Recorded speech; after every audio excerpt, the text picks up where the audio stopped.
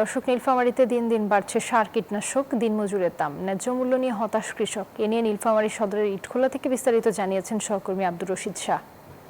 ধন্যবাদ। আমি আছি নীলফামারী সদরের ইটাখোলা নামক একটি গ্রামে। এই গ্রামে আপনি ক্যামেরার মাধ্যমে দেখতে পাচ্ছেন যে কৃষকরা তাদের কষ্ট করে যে ফসল ফলান, তবে তাদের ন্যায্য মূল্য না পাওয়ার কারণে তারা অনেকটাই হতাশ। অর্থাৎ গত বছরের তুলনায় এবার সার, কীটনাশক এবং দিনমজুরি সহ তাদের খরচ বেশি হয়েছে বলে আমাদেরকে জানিয়েছেন। যদি আপনাকে আরেকটু বিষয়ে বলি, আপনি যেটি দেখতে পাচ্ছেন এই জমিগুলোতে হচ্ছে আগাম জাতের যে আপনার ধান, সেটি কাটার পরে হচ্ছে তারা আলু চাষ করবেন বলে আমাদেরকে জানিয়েছেন। তবে আমার সামনে কৃষক আছেন, আমরা একটু জানতে চাবো আপনি আসলে বিঘায় কতটুক জমি, আপনার কত টাকা খরচ হয়েছে? আমাদের বিঘায় 6,000 টাকা খরচ পড়ে।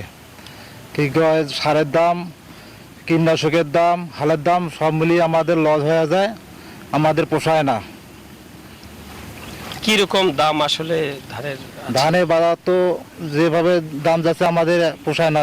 1900 টাকা বস্তা, তার হিসেবে আমাদের লস দেখা যায়। ধন্যবাদ আপনাকে। আসলে আমরা শুনেছিলাম কৃষকের মুখ থেকে, তিনি আমাদেরকে জানিয়েছেন যে সব কিছুরই আসলে দাম যদি হয় তাহলে কেন কৃষকরা তাদের ন্যায্য মূল্য পায় না।